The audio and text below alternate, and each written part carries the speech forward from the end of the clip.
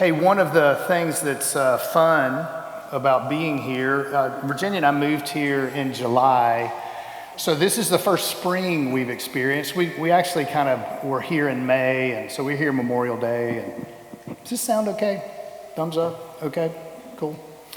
So this is our first spring break. We've been visiting here for 30 years, but we like to think of ourselves as above average intelligence, so we never came in the spring. We found other times of year to come. So this is our first experience with the spring, and it's glorious. I love it. We walk on the beach down where we live at sunset, and it gives us a great chance to take pictures for people. We are the designated photo professionals. Hey, would you guys mind taking our picture? Not at all. Tell us your story. What's going on? The church that I served in Memphis, we had, it was a little different. We had 120 people on staff. There were 9 other pastors. And so from time to time, a couple of those guys I stay in touch with, and they're like, man, what's it really like? You know, what's it like serving a church down at the beach? And we were actually talking about a little bit this morning coming in. Up until about 50, 60 years ago, every time you went to church, you walked through a cemetery. I mean, think about it. It's where the cemeteries were.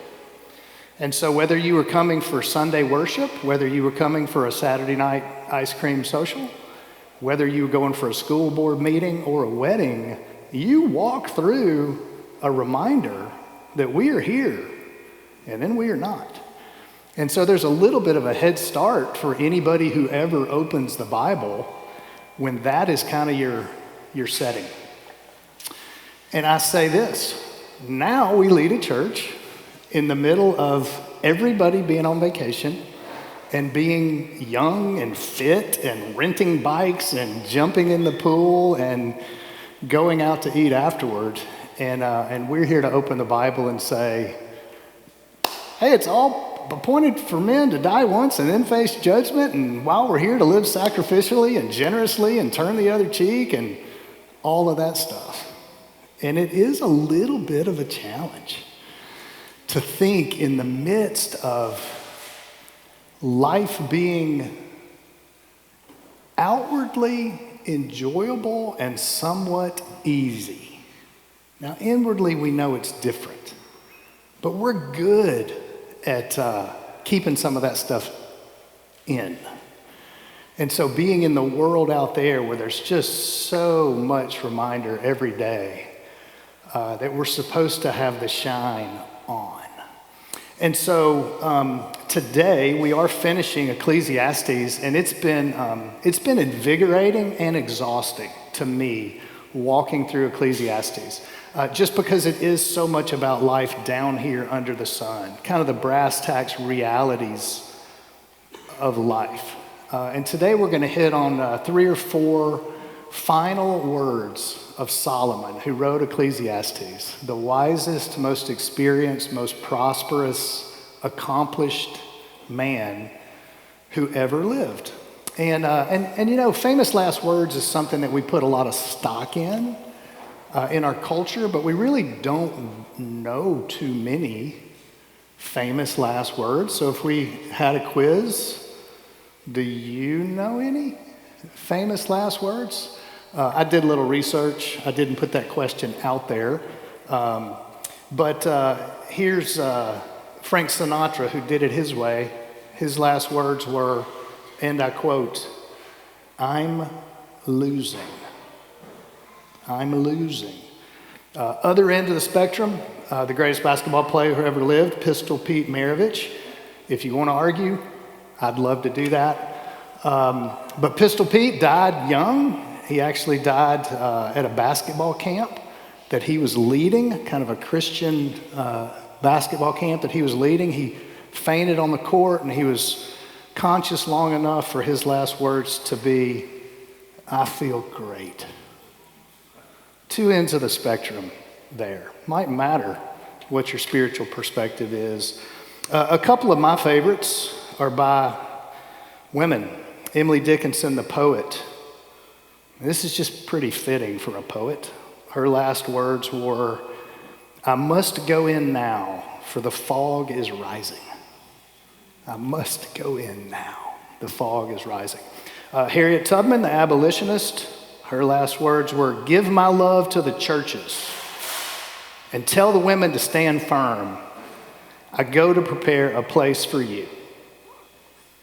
And then last but not least, the king, at least the king of rock and roll, Elvis. May have been the king in rock and roll, but he wasn't a great lyricist. The last words attributed to him were, "I'm going to the bathroom to read." So there you go, famous last words. We put a lot of stock in them, but they don't really have a whole lot of gravity and punch. And the reason I put that out there today is it's not a good idea to wait. It's just not a good idea to wait till that last moment to deliver our great dose of wisdom or appreciation. In fact, one of the best things that I can ever tell people is don't leave things unsaid. Work real hard to not have to leave things unsaid. And sometimes that last big dramatic moment just doesn't set itself up too well. Even Jesus Christ, he had some things going for him. He had some tough moments. He kind of has two chances for last words because he rose again for a while and kind of got to talk some more. But on the cross, his last words were, "Father, into your hands I commend my spirit." That sounds like somebody who's in control to the very end. You take confidence in their words. And then post-resurrection, he spoke to us, those who would follow him, put their faith and trust and look to him for an example and for wisdom. And he said, "Lo, I am with you always, even until the end of the age." So that promise of his presence when we're looking circumstances and even death in the eyeballs. And so we have come to set up Solomon for his last few, we'll call them strong suggestions. He's going to leave us with a few strong suggestions. And just, real quick recap of what he's kind of told us thus far. Life without God's pretty foolish. You're going to get in a hole and not be able to get out. Life without God is foolish. Life with God has its challenges also, because sometimes what we think is going to happen doesn't. And sometimes we see some things that do happen and we go, I'm looking for a reason to understand how this is going on. And we could be talking about today, this week. Certainly. Wisdom is to be valued over foolishness. In the midst of uncertainty, choose wisdom and not foolishness. Foolishness is going to get you eventually in this life and in the life to come. And then last week we looked at being an upright person. Being an upright person, but with humility. Not being so upright that we lose touch of all y'all out there who aren't doing it right. So the people we all want to be around, the people that we want our best friends to be, are the people who are trustworthy, who are the same person no matter what environment they're in, but they also understand that but by God's grace, I'm in trouble. I ain't got it all figured out. I'm not arrived yet. So if you missed any of those, you can go to Spotify, you can go to our YouTube channel, check some of those things out. All of our messages and the singing is archived there. So Solomon had a lot to say, and today specifically, we're going to look at some strong suggestions for the fourth quarter of life. I'm using a euphemism there. But if you're under, 50, glad you're here today. These things are going to help you understand those of us a little better that are over 50. Maybe you can be a little more gracious with us. And if you are in that fourth quarter of life, like many of us are, these are specifically for us. I think Solomon understood there's some challenges that go unspoken when we kind of hit this season of life. And so with gratitude, we'll kind of look at those together because we're in it together. So if you're following along in your handy dandy handout, point number 1, don't try to get ahead of the traffic. Don't try to get ahead of the traffic. See, there's some chuckles there. And in the midweek email this week, I kind of talked about the memory that I have of the '88 World Series, Dodgers at home, game 1, down in the bottom of the 9th with 2 outs. Pretty dramatic moment. Kirk Gibson, who's injured, comes out of the dugout, gets in the on-deck circle, and can't even really walk. Both his legs are hurt, and hits a 2-strike home run. Walk-off home run wins the game. Remember running around the bases? Doing that one. Can't even hardly get around the bases. And that as monumentally enjoyable as that moment was, the reality is hundreds of people were in the parking lot or walking out of the stadium or already in their cars when it happened. And you know, World Series tickets aren't free, and getting to Dodger Stadium isn't easy. And so imagine being at the game and then living for the rest of your life with it being known that you left early. Oh my gosh. Just to get ahead of the traffic. And I've been there. We've all been there. But when we get to this season of life, what are we really trying to get to? What are we really trying to get to? You know, there was a season of our life where it's like, man, this babysitter's never going to work for us again if we don't get home now. Remember those days? But that's not where we are now. And so getting ahead of the traffic is something that we really need to think about, especially when we look at the Bible.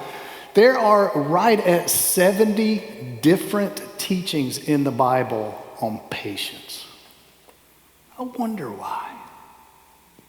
Maybe because we need all 70 of those, because we have a tendency to not be patient. Here's Solomon's take on it in Ecclesiastes 7. This is verse 8. Finishing is better than starting, and patience is better than pride. So control your impulses, as anger labels you a fool. And don't merely long for the good old days, as this is not wise. Boy, those things, as I feel myself entering the 4th quarter of life, I can quickly lose my temper. I can quickly feel threatened. I can feel misunderstood. I can have impulses against a lot of things that are happening. And a lot of times that's just because uncertainty creeps in during this season. And I try to remind my friends that are younger, as we age, we see everything through the lens of loss. And of all the things that we're taught, we're not really taught to lose well in this life. We're not really taught how to do that.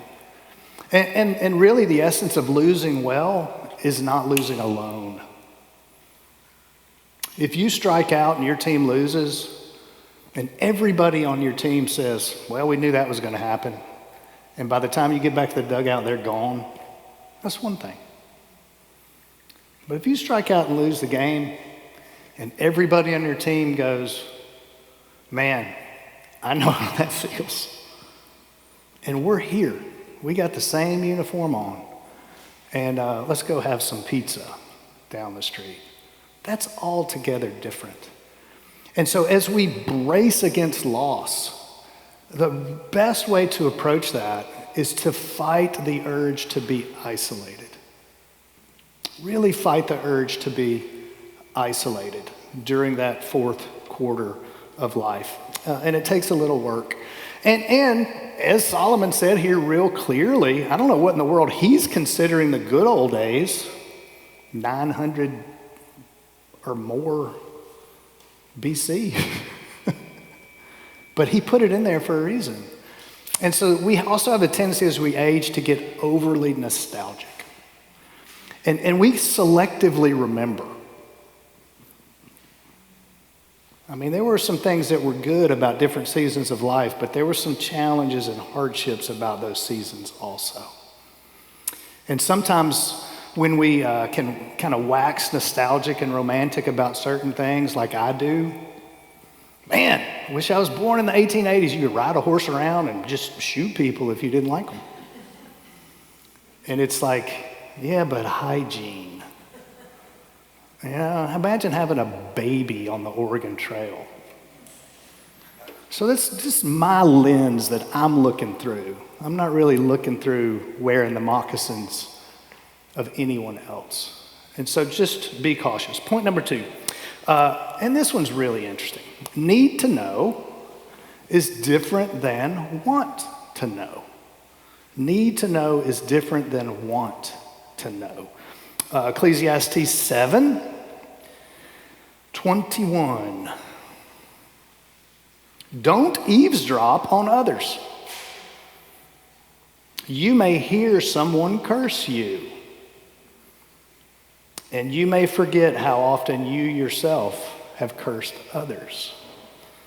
Boy, we can hear things sometimes when we're straining to hear, and then we can be indignant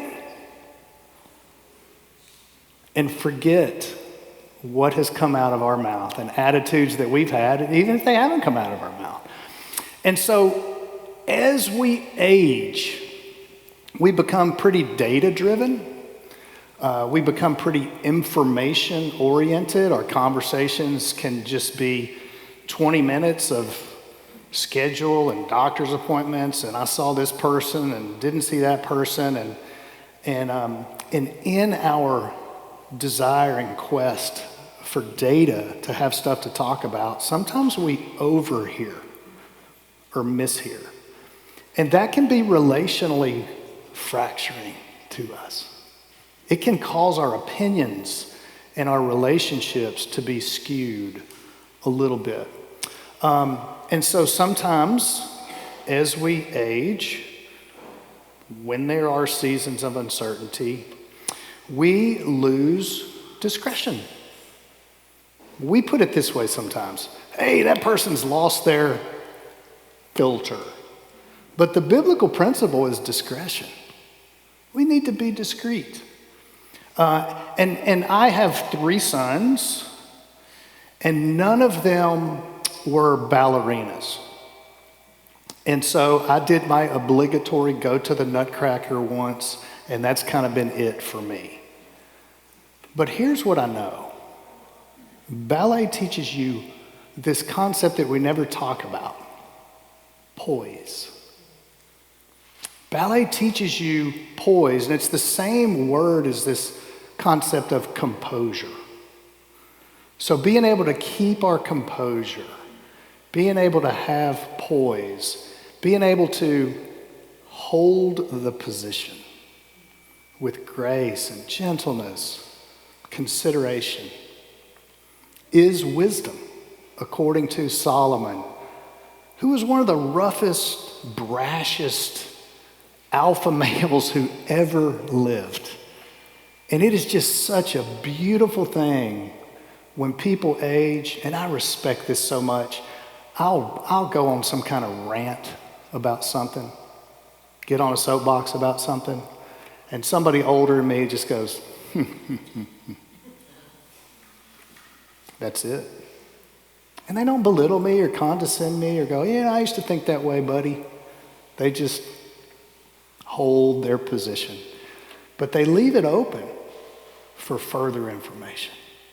Hey, if you want to talk about that some more, let's talk about that. And so being able to have poise as we age is wisdom.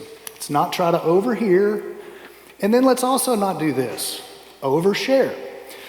So need to know is different than want to know. And so when I get approached with this phrase, hey, Steve, I'm sure you're going to want to know this, I always kind of take a little bit of a step back and go, Is this something I need to know? Or is this something you think I'm going to want to know? So just a little point of caution in there. Moving on, point number 3. It's not wise to avoid all risk.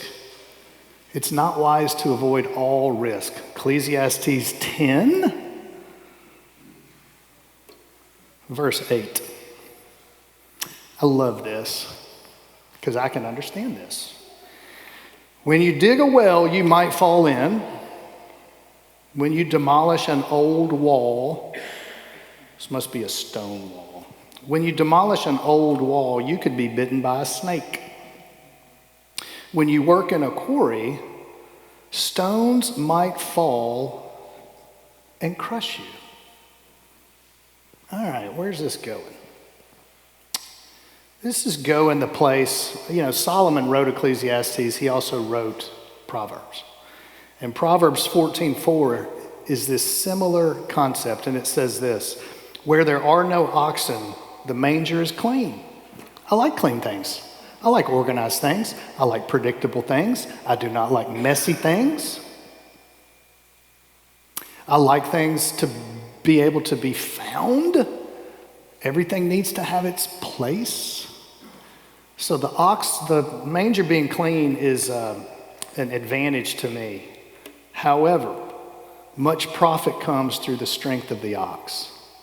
You get where that's going? I can do what I can do, but I can't do what some oxen can do. But oxen leave residue that has to be dealt with and contended with and cleaned. But profit comes with mess.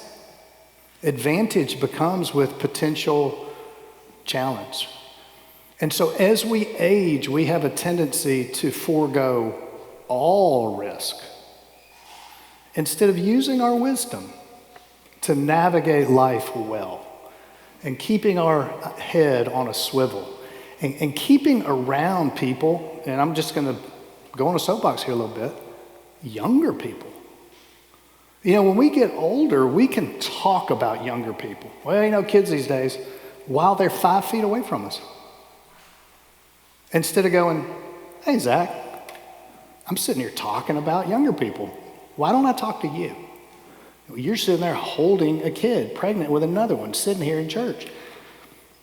Thanks for coming, because we benefit from your insight, your view of the world, your view of us. And your ability to take risk can be something that inspires and keeps us in the game. So there's profit, but there's always going to be risk. So the end of that statement in Ecclesiastes 10 is this. When you chop wood, there's danger with each stroke of the axe, but using a dull axe requires much greater strength. So what's the advantage position? Keep the blade sharp. Keep the blade sharp. And so that's lifestyle decisions. And many of you are ahead of the game. You walked to church. You rode your bikes to church. You live or vacation in a place where you can do things and be active. You can learn new skills after you retire. You can do those things with other people. These are proverbial wise things according to the scriptures. So let's endeavor, let's spur each other on, let's encourage each other as they are wise, but they're also useful in the edification and building up of the church. And by the way, all of these things make us more relationally viable. They give us opportunities to intersect with others, and we can take great encouragement by being around other believers, and we can be salt and light and a fragrance of God towards those who don't believe. And sometimes we can be a huge variable that changes their opinion about Christians. Christians just are so scared, and they just get in their little places and huddle up and shut the door, make it really hard for anybody else to come in there. That is a stereotype that's out there. And we have the opportunity, just by petting the dog every once in a while, to change that perception. And that's a good thing to do.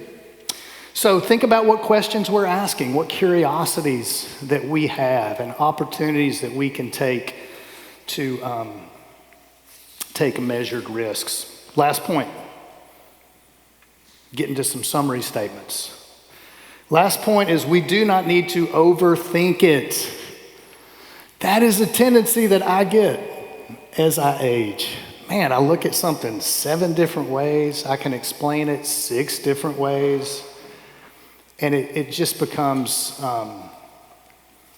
too much sometimes. So Ecclesiastes 12:11. The words of the wise are like goads. You know what a goad is? Old agricultural term. Stick with some little sharp points in there to kind of nudge livestock along. That's clear. The words of the wise are like goads. They nudge us along. Their collected sayings are like firmly embedded pegs. You can hang something on it and it's not just going to fall off. It's going to stand up to the test of time. It can be trustworthy. So goads and pegs, the words of the wise, given by one shepherd. And here's the warning, my son. Anything in addition to them is not wise. And of the making of many books there is no end. And too much study wearies the body. You know, we can just obsess over things during the 4th quarter of life. And it wearies the body. And so the tendency to overthink things is real. So we need to sometimes just make a silly decision or do something spontaneous or do something that somebody else thinks is a good idea, and we may not understand it or think it's a great idea, but we can follow along and roll with it. So in conclusion, kind of the last words of Solomon. Chapter 12, verse 13. And this is an idea that gets put into the New Testament by Jesus, Paul, Peter, and James. This is what Solomon says in conclusion, chapter 12, verse 13. When everything else has been heard, there is this: fear God, keep his commandments. Fear God, keep his commandments. Well, what does it mean to fear God? Well, let's just think about other ways that word is used. Fear losing my reputation. Fear being misunderstood. Fear not being in the inner trusted circle. Fear of letting someone down. Boy, and here's a big one. I hear this one a lot. I get it. As we age, the fear of being a burden.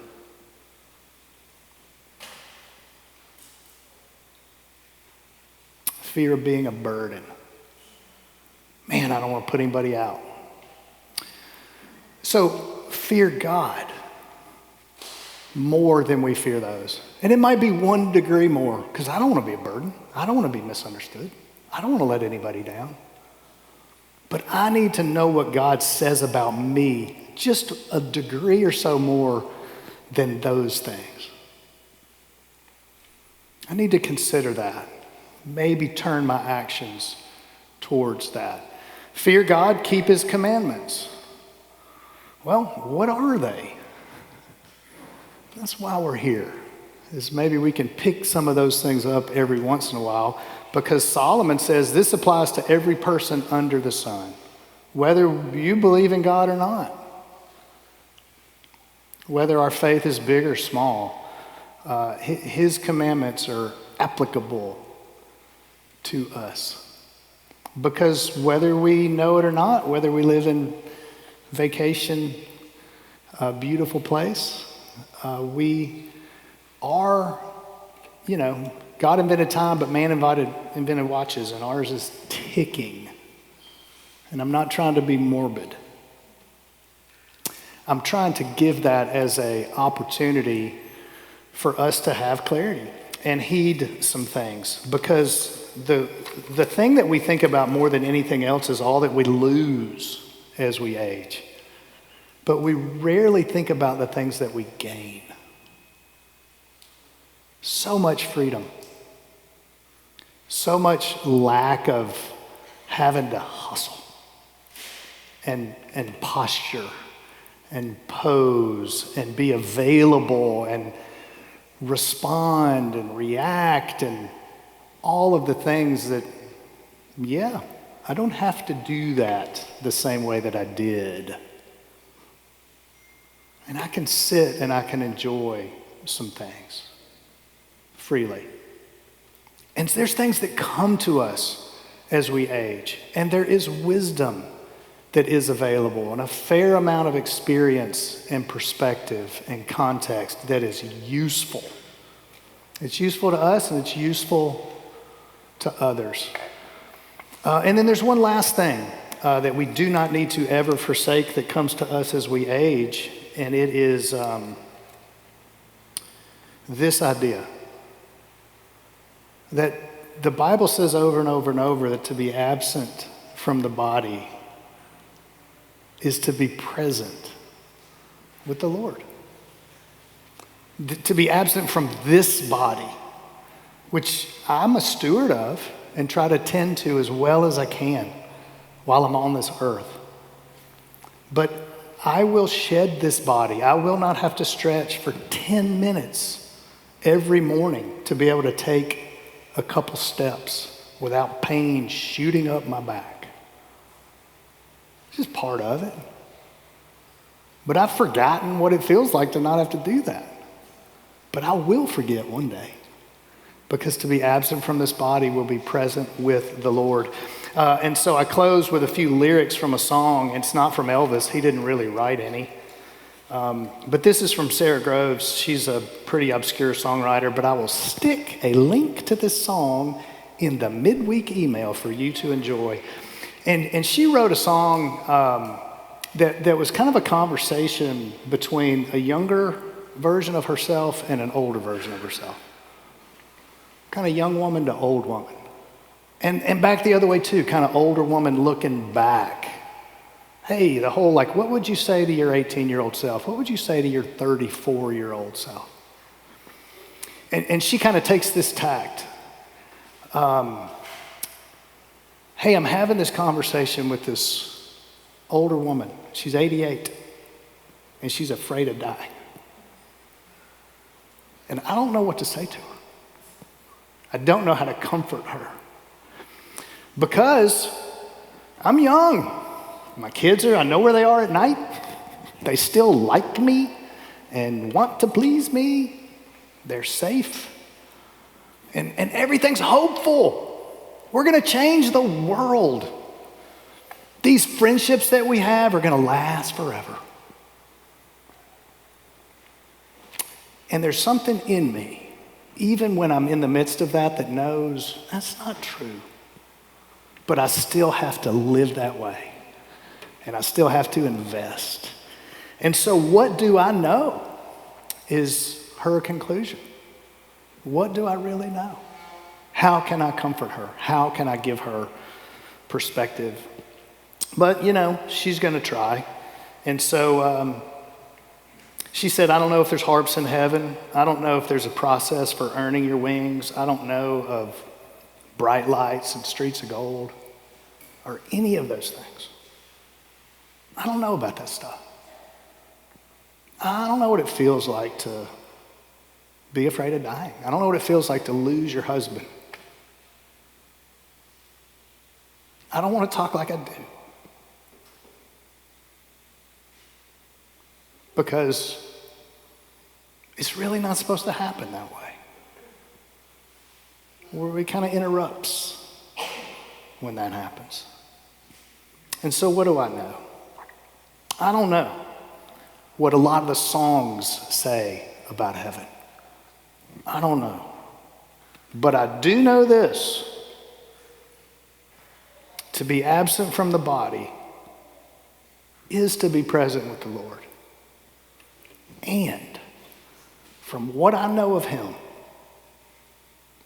from what I've come to know of him, that must be pretty good. In fact, it's very, very good. And so all of these things, all of the wisdom, all of the instruction, all of the Bible study, all of the prayer, all of the singing, all of the generosity, all of the struggle to make right decisions and be less affected by our wrong decisions and the wrong decisions of others. At the crux of all of it is to know the heart of God the best we can, so that when we face loss, when we face uncertainty, when we face the inevitability of living part of this life on our own, we know that at the end of the day, to be absent from this body is present with the Lord. And if we know him and what he's like, then we know that that is really good. So that's a consideration for us during any season of life. Let's pray. Father, thank you for these friends, and thanks for this sunny day and this season. And I pray for the seasons of life that all of us are in. They are not without so much glory. And so I pray for the perspective that comes through the reading of Scripture and its consideration. I thank you for the perspective that comes from gathering together with others. And may we be richly rewarded from these considerations. And may they affect our countenance, our poise, the things that we desire, and the way that we consider you. That's my prayer. In Jesus' name, amen.